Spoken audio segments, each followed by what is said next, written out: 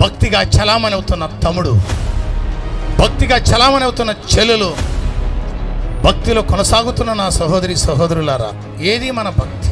మన భక్తి నేర్చుకుంటే మన నాలుగు ఎంత కంట్రోల్లో ఉండాలి, ఎంత దీనత్వంలో ఉండాలి, ఎంత తగ్గింపులో ఉండాలి, ఎంత సాత్వికంగా ఉండాలి.